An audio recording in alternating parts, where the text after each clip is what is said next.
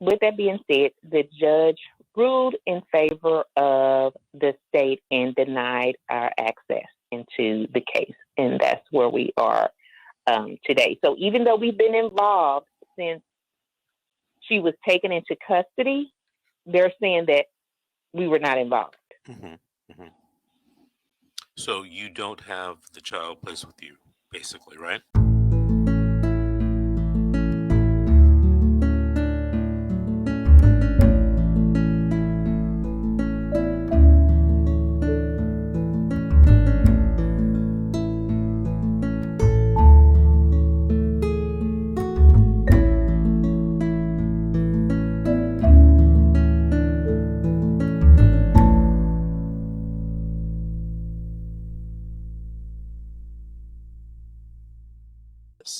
And before the break, we were talking to Tanya and Chris. They have a case in Alabama in Georgia, where they're trying to get their, I believe, nephew out of foster care placed with them. Tanya, still there? Yes. Okay, go ahead. Pick up the story where you left off. So we went to court in December, and the judge was asking the attorney for her witnesses or whoever she was going to bring forth. Once she said who we had, the state's attorney, the DCS attorney, filed a verbal motion to have our motion dismissed based on a form that should have been filed with the motion. Now, this motion was originally filed in 2020. It was heard and the judge ruled on it in 2020. We went in June. It was supposed to be heard again. Now, all this time, this form hadn't been filed. Now, all of a sudden, they want to file a motion to have it dismissed because of this form. So our attorney was saying, one, they disagree with him filing a verbal motion because it didn't give them time to respond to that motion. But two, she did not have all the information because she was depending on what the state would give her. That's the only way she can get information on the case, since we were not parties to the case, is via the state. And the state didn't give her all the information. With that being said, the judge ruled in favor of the state and denied our access into the case. And that's where we are today. So even though we've been involved since she was taken into custody, they're saying that we were not involved. Mm-hmm. Mm-hmm. So you don't have the child placed with you, basically, right? We do not. Okay. Have you appealed that judge's decision?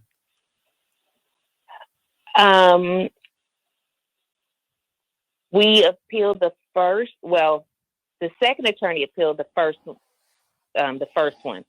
This one, I do not believe has been appealed. Okay. If time hasn't run out, you should talk to your attorney about appealing that, definitely. But there's some other things that I would probably advise you to talk to your attorney about. And that's number one, filing a complaint with the Department of Health and Human Services. The Department of Health and Human Services runs and creates regulations that all states must abide by in these CPS cases.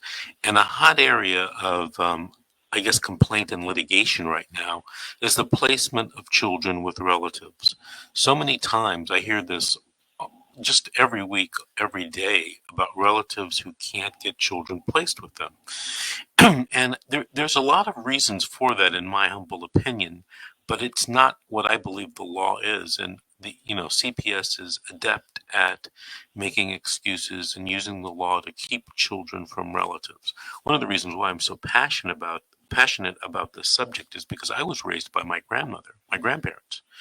So, I have a soft spot in my heart for those relatives who are trying to get these kids or get kids to raise them, because their children, for whatever reason, aren't able to. So file a complaint with the Department of Health and Human Services. It's an administrative complaint. You can find it online, and consider filing a complaint with the Department of Justice, the Civil Rights Division in your area, because your civil rights may be, being violated. not only yours, but perhaps the child's. Let me ask you this, because we talked earlier this week when you called me at my office. What have you learned from this situation? And what would you want to tell relatives out there in the audience what to do if they're trying to get a child placed with them? One, I would tell people first and foremost, even though I feel that you should not have to when your relative is stepping up, the first thing I would tell them to do is to retain an attorney, someone to help them fight. The second thing I would tell them to do, which luckily my husband and I did, make sure you document every form of communication. If you speak with that social worker or whoever you speak with on the phone, follow it up with an email so you would have written documentation.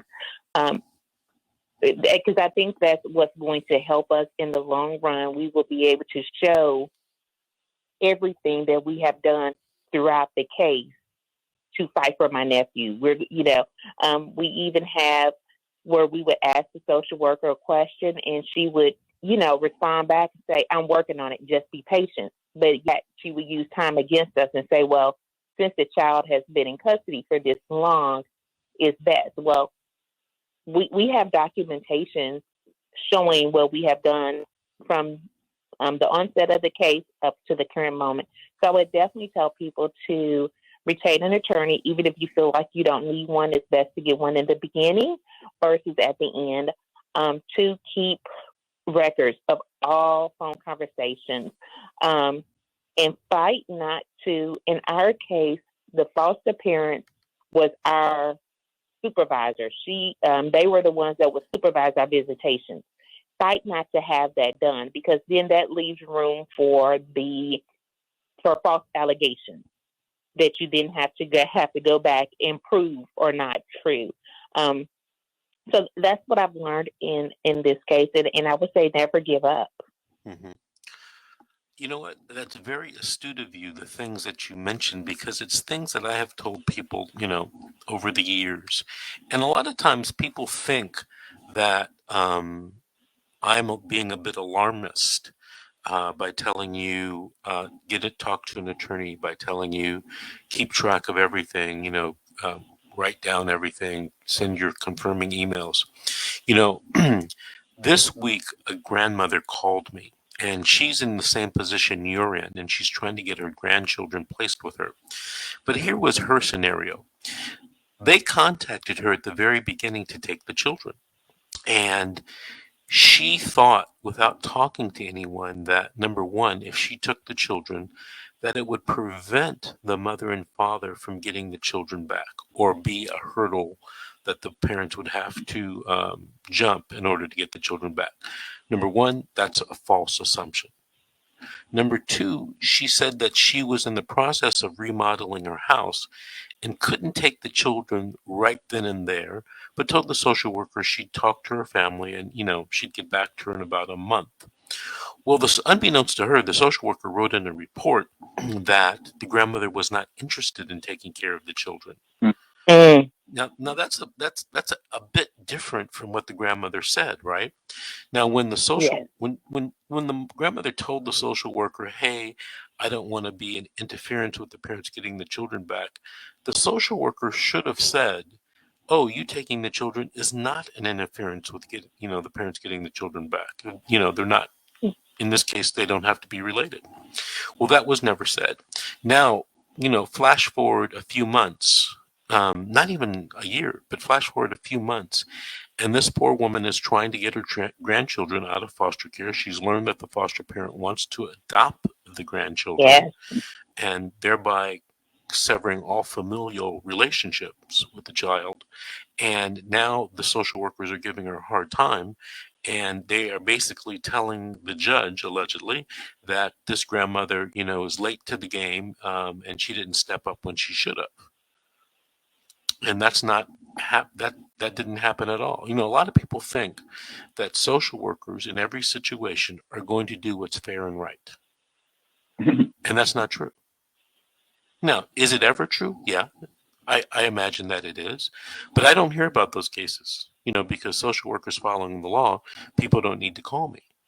I hear about the cases that, the social workers not telling the accurate truth or making false representations or working against them. That's what I hear about, right? And I hear a lot Right. about, and I get a lot of calls about that every day of the week. Listen, So that's what happened. go ahead. That's what happened. What? I was going to say that's what happened to us. Like in the beginning, the severity of the case or the allegations, which were never against my brother. However, we don't care whether the allegations were against my brother, the mom. We don't care about that. The only thing that we care about is my niece being placed with family. But we were never told the severity of the case. So the caseworker did admit that is based in this case cases that are against the mom. The mom has other children in foster care, Right.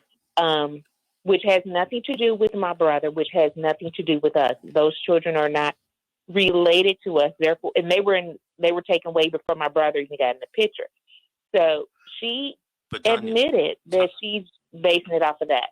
Tanya, the problem is that, a couple of times during your story, you told me what you feel, your sense of justice.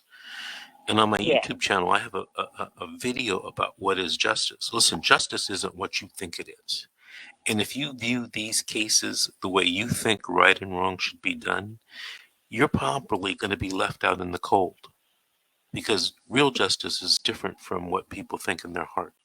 Hey, Tanya and Chris, I want to thank you guys for calling in and thank you for sharing.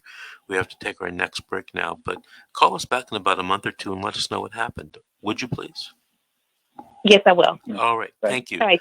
All right. This is The Secret, How to Fight CPS and Win. We'll be right back after.